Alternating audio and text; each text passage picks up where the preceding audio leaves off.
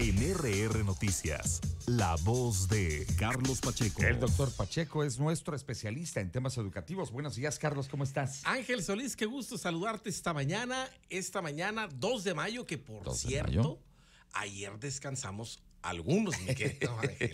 Algunos. Y a otros les tocó desfilar. Y a solearse. Y a solearse, que eso ya es una tradición, y justamente de eso te quiero hablar.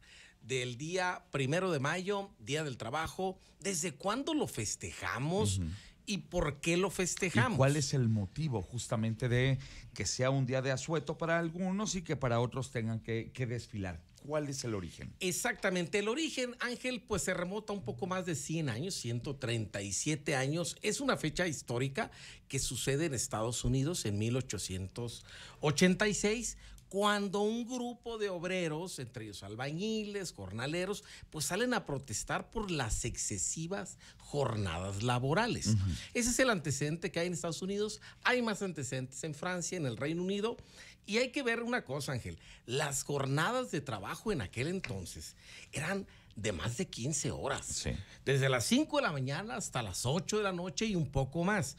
Y obviamente esto, impulsado por la revolución industrial que había sido un siglo antes, sobre ese trabajo en las fábricas, en las textileras, en la industria, pues hacía que los patrones pues ponían a la gente a trabajar. Fíjate, Ángel. En algunos casos hasta menores de edad, hasta Carlos. Menores de edad. Lo dices correcto. Fíjate, voy a leer textualmente una publicación de un diario del Telegraph del Reino Unido que en 1860 dice: a las 2, a las 3 y a las 4 de la mañana se sacan a la fuerza de sus sucias camas a niños de 9 a 10 años. Imagínense nada más. Y se les obliga a trabajar para ganarse un mísero sustento hasta las 10 y hasta las 12 de la noche. Cierro la cita.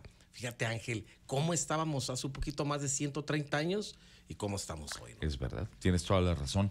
Cuando hablamos acerca de las pobres condiciones laborales que tenían muchas personas que vivían pues prácticamente en hacinamiento, pero además, como bien ha dicho Carlos, el tema de que muchos de ellos eran menores de edad y que eran pues obligados a ejercer justamente esta fuerza de trabajo, era francamente inhumano lo que se vivía. Por esto esta manifestación de estos trabajadores. Exactamente, que es un día propicio porque los trabajadores salen a las calles, reclaman derechos, jornadas laborales, prestaciones económicas, derecho a la vivienda, que el sueldo con el que ganen les alcance para las cosas que está hecho, que es vivienda, vestido, alimentación, esparcimiento y educación.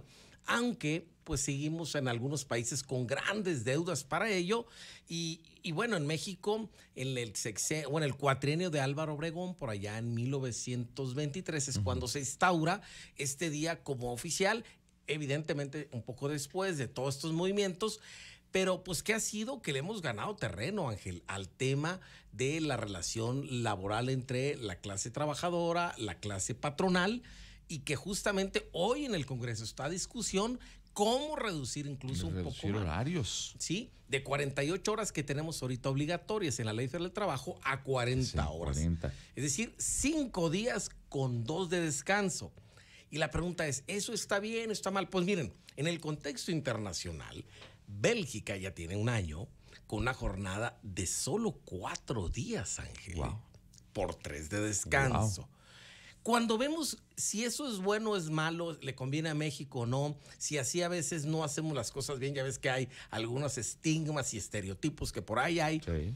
Lo cierto es que México es uno de los países que tiene más horas de trabajo al año, pero no necesariamente mayor productividad. Ese es el punto, tienes toda la razón del mundo. Inclusive, hay que decirlo, uno de los hombres más ricos del planeta, como es el caso del señor Slim, ha pugnado también porque se elimine un día de la jornada laboral y que solamente trabajemos 4 y descansar 3. Él asegura que esto mejoraría la productividad. ¿Tú qué opinas? Yo creo que sí, Ángel. Hoy necesitamos un poco más de tiempo para estar con la familia, con el esparcimiento, en un tejido social donde a veces se descompone, los valores se están perdiendo, y a veces dedicamos demasiado tiempo sentado en una oficina quizás podemos, ahora con la pandemia vimos que pudimos hacer el trabajo a Y distancia. se pueden hacer las cosas de manera diferente y la productividad no se afecta. Y la productividad no se afecta. Entonces, si algunos países están caminando y están siendo más productivos, pudiésemos nosotros, sin temor,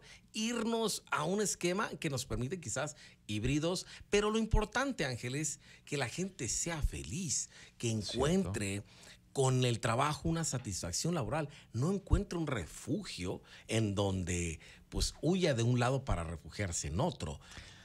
Ahora déjame preguntarte, ¿ya es anacrónico un desfile o es necesario que siga ocurriendo? Aquí en Querétaro ya son varios años en donde se ha decidido quitar este evento del desfile con motivo del Día de Trabajo y se ha sustituido por un tema de un desayuno con las centrales obreras. ¿No es anacrónico el tema del desfile? Yo creo que sí, Ángel, porque al final creo que se hizo como un asunto político en nuestro país, cuando las centrales obreras, líderes en México, buscaban reivindicar su fuerza ante el presidente, pues hacían desfiles a través de lo ancho del país. Entonces le decían, aquí estamos, por eso lo seguimos apoyando, señor presidente, y de regreso el Ese es presidente. el punto, ¿no? Se quedó político, creo. Que yo siento que ya se volvió un evento donde le rendían pleitesía al gobernante en turno y ya se eliminaba este asunto que tú has mencionado de la reivindicación de diversos derechos laborales. Desde luego se perdió el origen, la esencia de cada año, decir, hemos logrado esto, el país ha crecido, hemos avanzado, pero también exigimos de regreso un poco más de derechos. No, al contrario, en México se hizo como pues una manifestación de silbar, de gritar, reivindicar. Entonces, pues yo creo que es anacrónico, sin duda. Qué bueno que se reúnan con la clase política, con la clase de gobierno, los trabajadores, pero que haya un diálogo que permita ir avanzando en esto. ¿Es cierto? Dato curioso, Ángel, ¿por qué trabajamos 8 horas? Pues es muy sencillo, y eso fue uno de los principios de esta famosos de los mártires de Chicago en 1886. Ellos decían, bueno, 8 horas de trabajo por 8 horas de estar con la familia, por 8 horas de descanso. Entonces, estas tercias, ¿no? Esas tercias de 8 horas tienen su origen en eso, porque era importante, lo decían, estar en casa, convivir, formar a la familia. No hay que olvidarnos, Ángel, que una familia no formada es un tejido social comprometido. Es correcto. Y que puede generar también consecuencias lamentables dentro de la dinámica social, ¿no? Desde luego, y podemos estar viendo eso, Ángel, más en nuestro país que tenemos muchos sobresaltos. Uy. Yo creo que ahorita es un momento de decir, bueno, necesitamos tiempo para volver a los back to the basic, como dicen, a los orígenes donde la familia era el centro de la sociedad y sobre todo de la productiva. Entonces, quizás yo le pongo una palomita a que podamos hacerlo de una manera. Pero eso sí, me voy a salir del trabajo. Pues para irme a la cantina, Ángel. No, pues no. Pues no. No funciona de ese tamaño. Así no funciona así. Don Carlos, muchas gracias por estar con nosotros esta mañana y gracias también por aleccionarnos sobre la importancia de esta fecha, cuáles son los orígenes, porque a lo mejor muchos se fueron, nos fuimos a descansar el día de ayer y no nos enteramos ni por qué. Exactamente. Siempre aquí toque educación, Ángel, y recordar en Respuesta Radiofónica ese tipo de eventos importantes. Don Carlos Pacheco, que tenga usted muy buen martes. Igualmente para ti, Ángel, y buen martes para todos. Carlos Pacheco es nuestro especialista en temas educativos. Feliz martes, doctor. Gracias.